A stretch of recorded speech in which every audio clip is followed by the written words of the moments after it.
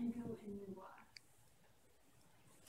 Long, long ago, when the heaven and earth were still one, the entire universe was contained in an egg. Well, it's an egg-shaped cloud. All the matter of the universe swirled chaotically in that egg. Deep within the swirling matter was Gu, a huge giant who grew in the chaos. For 18,000 years, he developed and slept in the egg. Finally, one day, he awoke and stretched, broke the egg to release all the matter of the universe. The lighter, pure elements drifted upwards to make the sky, and the heavier, impure elements drifted downwards to make the earth. In the midst of the new world, Gu worried that the heaven and earth might mix again.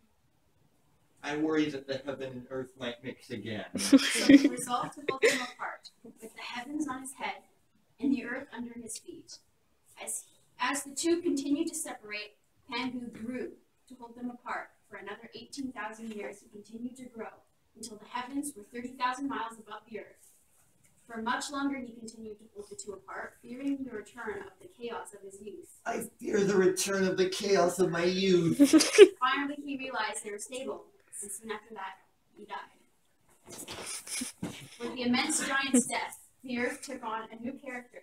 His arms and legs became the four sections. Became the four sections and the mountains. His blood became the rivers, and his sweat became the rain and dew.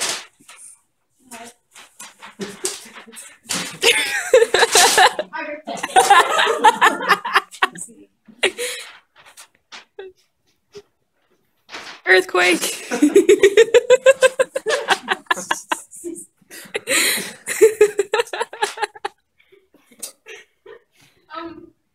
His blood became the rivers, and his sweat became the rain and dew.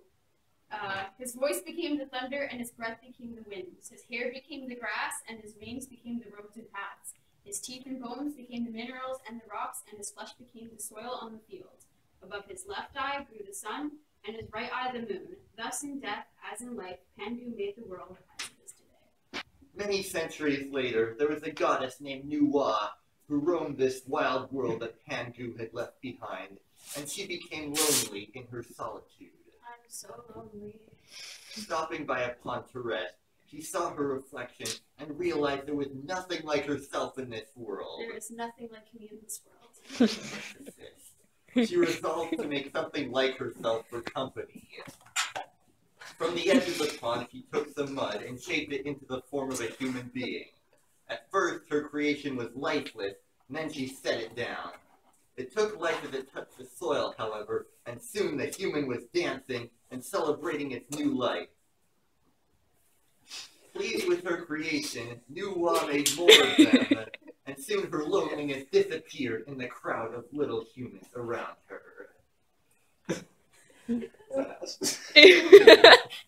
For 2 days she made them, and she wanted to make more. Finally, she pulled down a long vine and dragged it through the mud, and she swung the vine through the air.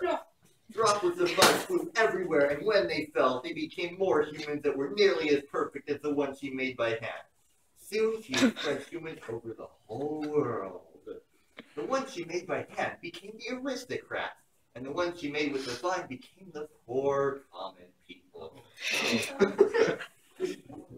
Even then, Nuwa realized that her work was incomplete, because her creations died, and so she would need to make more.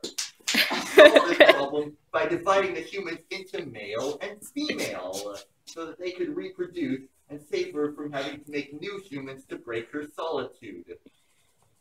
Many years later, Gu's greatest fear came true. The heavens collapsed so that there were holes in the sky to flood the earth.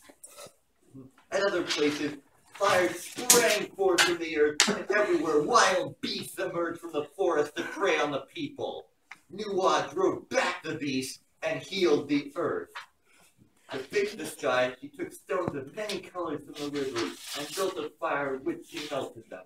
She used the molten rock to patch up the holes in the sky, and she used the 4 legs of a giant turtle to support the sky. Exhausted by her labors, she soon lay down to die. And like Gu, from her body came many more features to adorn this world that she has restored. It's beautiful.